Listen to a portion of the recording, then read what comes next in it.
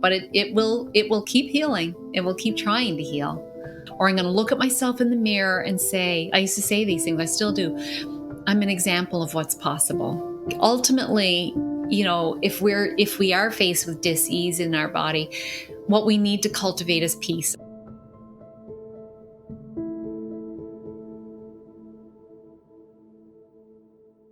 And my guest today is Jane Hogan. And Jane is the wellness engineer. Thank you, Sarah. I'm so happy to be a guest here today. So I am, as you said, the wellness engineer. And for 30 years, I actually worked as an engineer. I was a design engineer. And then I suddenly developed crippling rheumatoid arthritis, and it had me reevaluate my entire life. I decided eventually to leave my engineering career. I trained as a functional medicine certified health coach. Now I'm a yoga teacher and wellness educator. And so I blend, I would say, leading edge science. So things like psychoneuroimmunology, neuroscience, quantum physics. Sounds complicated, but it's actually very simple. I blend that with the ancient spiritual practices that have been around for thousands of years that work. And I help people become pain-free naturally. I had a little bit of when I was at a rock bottom moment with this RA, and I didn't know it was RA then. I just was in a lot of pain, and I felt like my life was, really going down the tubes. And they didn't even know what was wrong, but I could barely walk, and I couldn't, make a fist with my hands or anything like that. I had like an epiphany, a download, a voice spoke to me that said, you're going to figure this out and you are going to teach other people. So I was still in a lot of pain then, but I had this deep belief. I knew I was going to figure it out because I'd been told I would figure it out.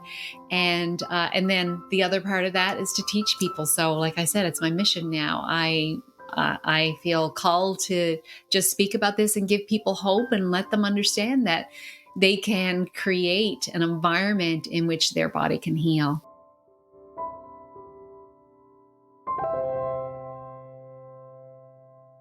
Absolutely, because we're born healers, aren't we, Jane? It's innate, it's within us. Yes, our bodies are brilliant. They never stop healing. From the time we're born until the time we leave, they're always, always, always trying to heal. Yeah, so I started off before I even knew what it was, but it was looking a bit like an autoimmune type of thing, but I didn't have a diagnosis.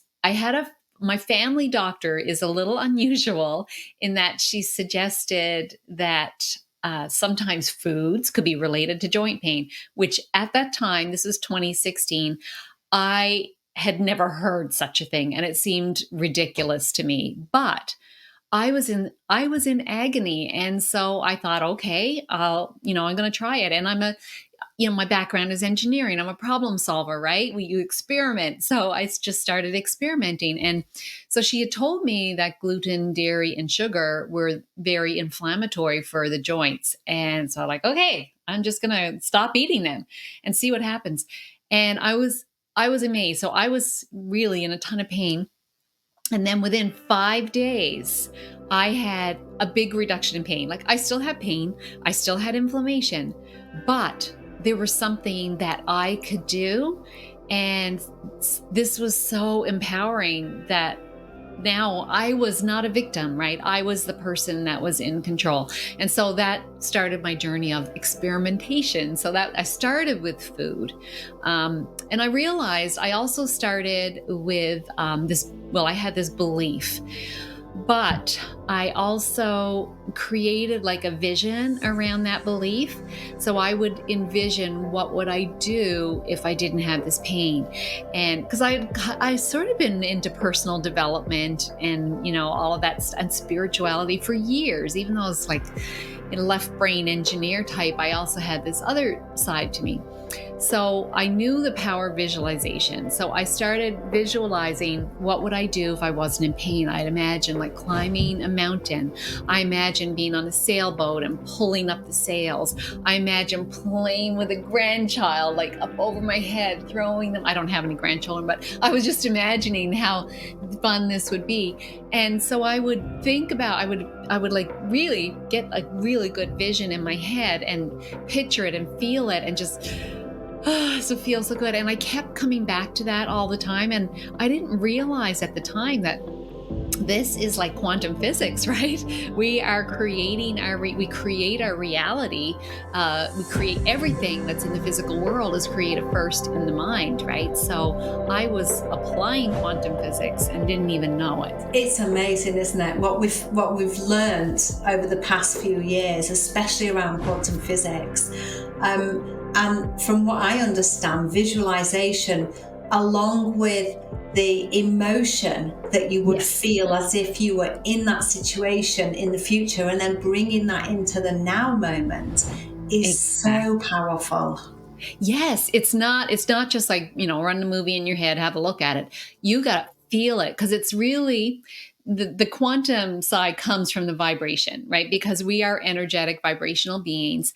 And so if we're creating a vibration of healing, excitement, and joy. Well, I mean, you don't even have to think about the healing. It's just, what is it I want? What's the feeling I want to create? If you can keep doing that, then your cells are bathed in that vibration. They're going to be reproducing in that vibration. And it has no choice but manifest, really, because that's, as long as you can keep holding it. And that's the problem when people are in pain. And I understand, and I have compassion, because I was there. When you're in pain, it's hard to not think about the pain, but quantum physics tells us if we keep thinking those same patterns, we'll keep getting the same thing. Joe Dispenza says you have to think greater than how you feel. Then you create a new feeling, right? So you can't just focus on the pain, even though I understand. And it's hard. It's terrible being in pain. And people in pain might be thinking, I don't know how to not think of pain. And you just got to create little nuggets. So I used to kind of think of it like pearls. Okay, I'm just going to sit here. I'm going to think that little vision for a little bit, or I'm going to look at myself in the mirror and say, I used to say these things, I still do. I'm an example of what's possible. Every day and in every way, I'm healing.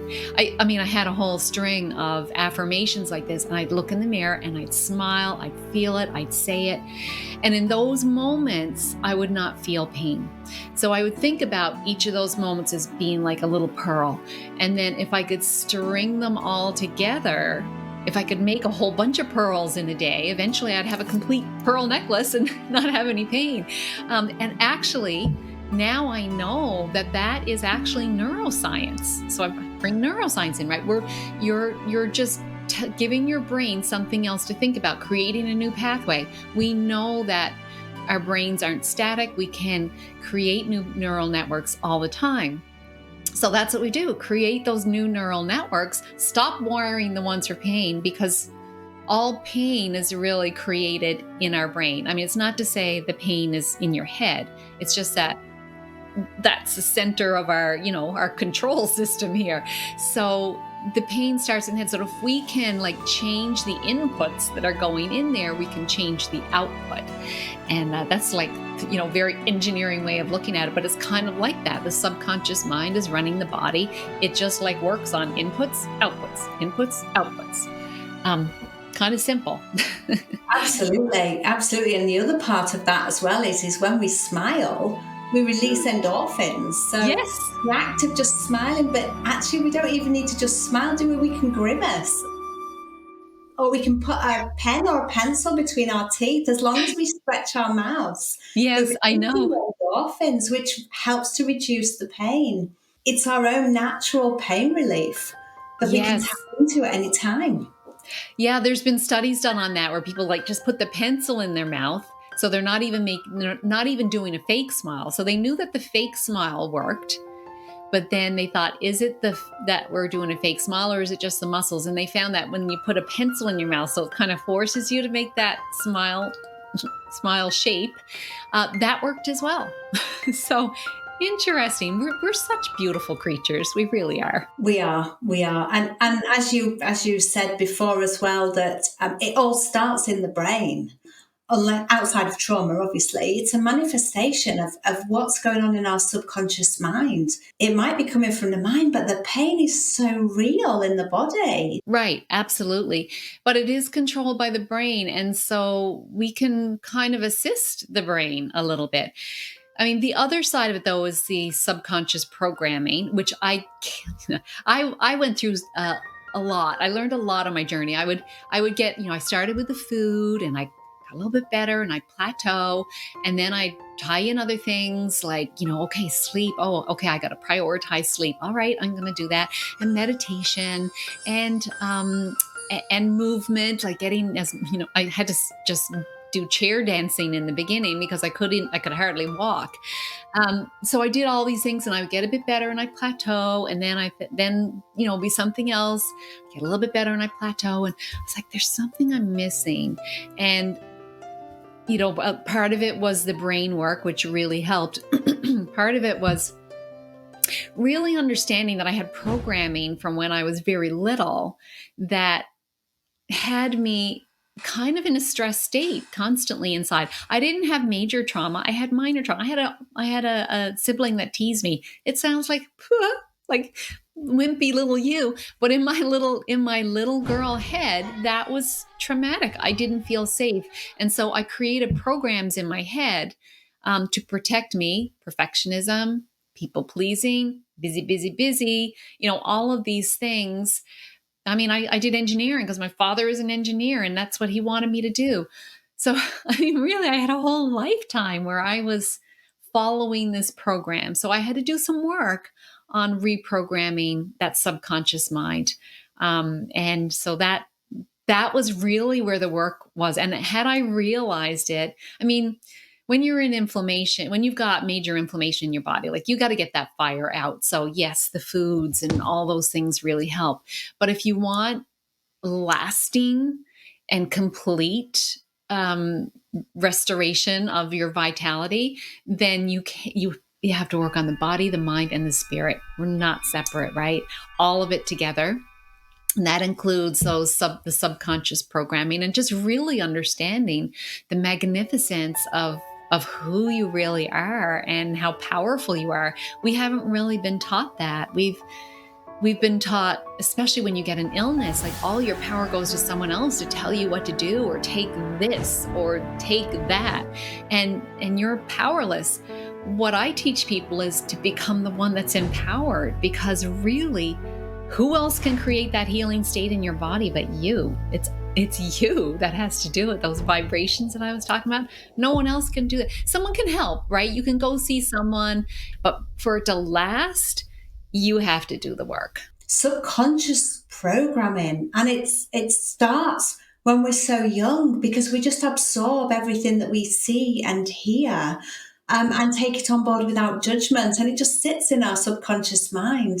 And then we tend to run our lives on autopilot from those traumas and from everything we've seen and heard in our younger years. And like you say, it doesn't have to be a massive trauma. And we hold on to that, don't we? So, oh yes, so true. I interviewed Dr. Bruce Lipton. He's the author of The Biology of Belief for my summit. Really interesting conversation with him. And actually, it's on my podcast now. But he says that we most of our subconscious beliefs are formed before the age of 7, and lots of people have said that. It's not just him. And that we're operating 95% of our behaviors are coming from that subconscious programming. The opinions and beliefs of others are not even our own. They're not even our own. But yet we had to accept it because we were just little, right? Our survival depended on being accepted in this tribe. And so we created behavioral adaptations as a way to cope and be safe. And then we've hung on to these behavioral adaptations our entire life, like I mentioned, perfectionism, people pleasing for me, right? And that's just some of them. I see that a lot though in people with pain. a lot of people pleasing, perfectionism, over giving, right? Always giving for other people and not really giving for themselves, because we think, well, that's what I got to do to be safe, because that's the behavioral adaptation you created when when you were like before the age of 7. Yeah. So we can reprogram the subconscious mind, though, which is wonderful. It's doable. It takes work, but it also I've done a lot of work with, and I teach now the energy codes by Dr. Sue Morter. Uh, so it's about not getting into that story all the time. In the beginning, I did that. Like I was like, what? Why did this happen? And I had to go back and review everything. And maybe some of that was okay because I had to forgive, right? I did, because I was carrying some resentment there. And that feeling of resentment is one that also contributes to pain. I mean, really any negative feelings can, or dis-ease in the body. Um, but the going over the story over and over again and trying to figure it out with the brain is not always helpful, especially if it's very emotional. It can re-trigger, and just, I talked about the neural networks in the brain earlier. It just can keeping those strong, right? So that's not what we necessarily want. So what I've learned is understanding where we're feeling stuff in the body. So, in other words, I had no idea that I was pretty much going around my whole life clenched in my belly. I had no idea I was clenching there, because that was just normal for me. Or I remember doing Tai Chi years ago, and the instructor always saying, Jane, relax your shoulders. And I'd be like this, they are relaxed, because that was my normal, right? Because I just held all this tension here. And I mean, even when you think about our language, the weight of the world on your shoulders, right? Pain in the neck, all that kind of stuff. We hang on to it. So really, to notice in your body, where are you tight? Where do you have the pain? Where do you notice, a lump in the throat, or constriction, like tightness across your chest, or sadness somewhere? Where are you noticing these things? And then, so that is really emotions that haven't been released. And so we want to give that area, wherever you're feeling it, wherever your body's calling you, give that area like loving attention, like hugging from the inside, like as if it was a pet that you loved, or a small child that needs help, calling your attention. I mean, that's really what it is. It's calling your attention. So to do that, and imagine, you could imagine breathing through it, but in a very loving way, kind of, I've got you now. I'm not going to forget you. I know you're there. I'm here for you. That kind of feeling. And to keep doing that until it kind of releases. So I find that a super powerful tool.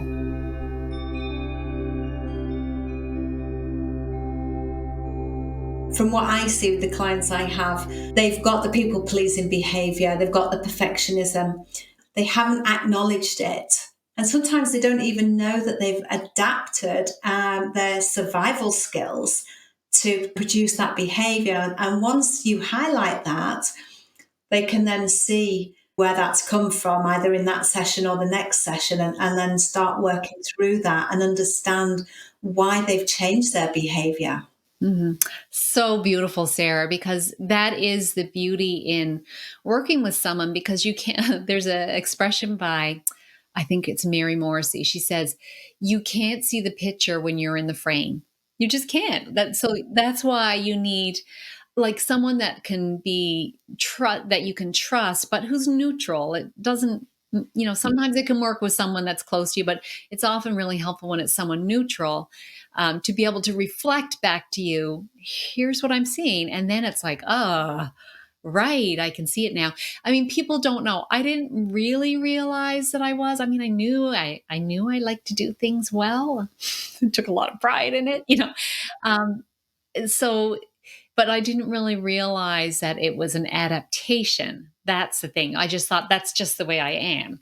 But it's not. It's not the way we are. It's just a behavioral adaptation that we created, and we can change behaviors.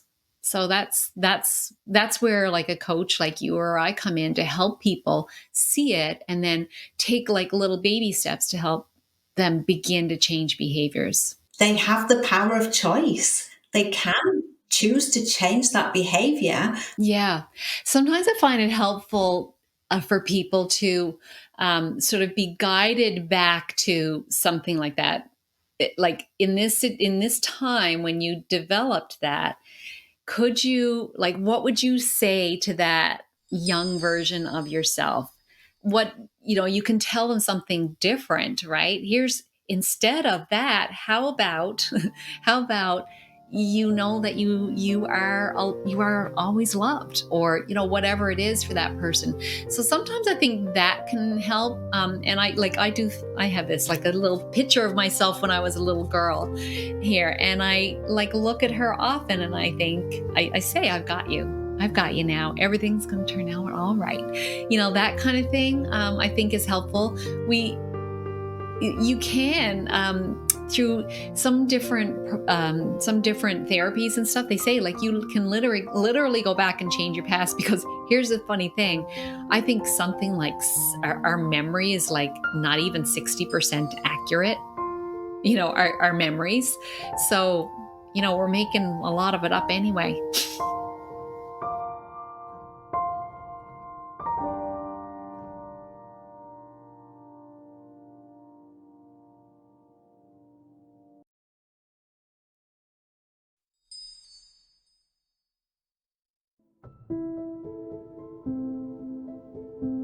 I think a lot of healers and coaches who deal in healing have actually gone through something that's changed their life trajectory, and they've decided they want to help other people and stepped into those roles as coaches.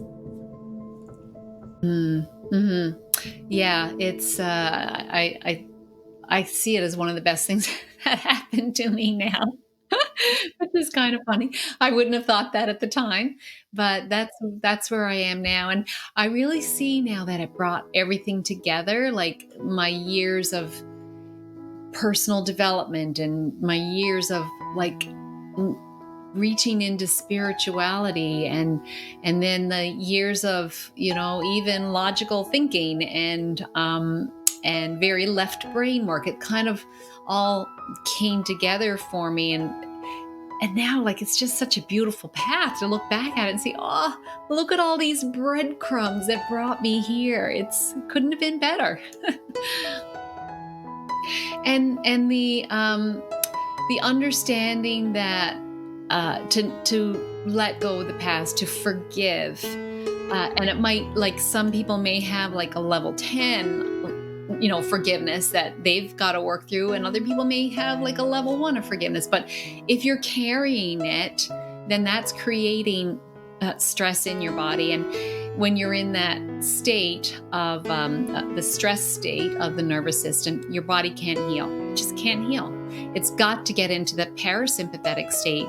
That's the only state where healing happens. So you don't forgive for someone else. You're not letting anyone off the hook. You do it for yourself, because like it's on you. It's on you to heal. There's a great quote by, I think it's Anne Lamott, who said, not forgiving is like taking rat poison and hoping the rat's going to die, right? It's just doesn't work that way. You have to find the place in you that allows forgiveness. And it doesn't, as I said, it doesn't mean someone's off the hook. It's just, I find really helpful is to say they did the best they could with their set of circumstances, their life history, and where they were at the time, and their knowledge. Like, that's just where they were. So that really helps. And also to say, well, if I had been through exactly their set of circumstances, I would have done the same thing. So it's kind of like not putting yourself above someone or anything like that. It's just whatever works for you to let it go. Let it go. We don't really know about karmic agreements. Like, what kind of agreements did we have before we came here? Maybe we had an agreement that this person, our perpetrator, was, we had an agreement, you're going to do something so that I can have this level, forgiveness experience that I need for my soul development. I mean, maybe that's it. And that, I find that is very freeing for people if when they kind of look at it that way. We don't have all the understanding here as little humans, or our spiritual being having this experience in this human body. We don't have all the knowledge in our head right now, so there could be other agreements we just don't know. And I find we don't know, but if you can accept that, and if it gives you some relief, then use it. Why not use it? It's just better for you to do that than to keep hanging on to the lack of forgiveness or resentment or shame or whatever the feelings are. Big souls take on big projects and they get started early. Ultimately, if we are faced with dis-ease in our body, what we need to cultivate is peace. That's really what it's about, like peace, love. And because that's how we heal in that situation. So all of these tools that we're talking about are ways that we can create that peace so that we can heal. And it's just trying to heal. It's trying to heal. And the pain or the disease is a call for help, that it needs our help.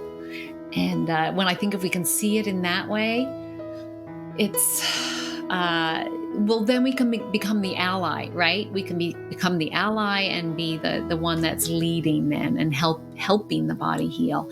But it will keep healing. It will keep trying to heal no matter what.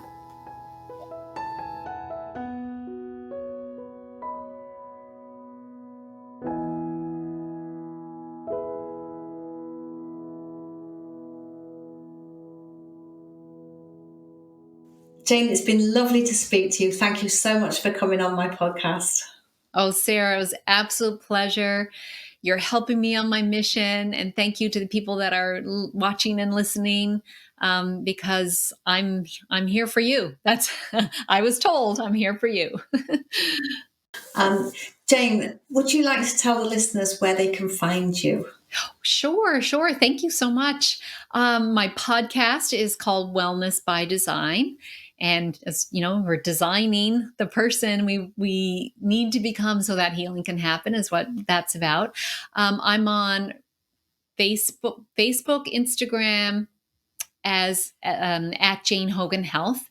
My website is thewellnessengineer.com. So if they want to go there, I've got some a nice set of audio files they can download to help create the peace in the body. So that's available there if they want that. So there we go. And my YouTube channel as well as at Jane Hogan Health. If you enjoyed this, please like and comment on the episode, subscribe to my podcast, and share it with your friends and loved ones. Thank you.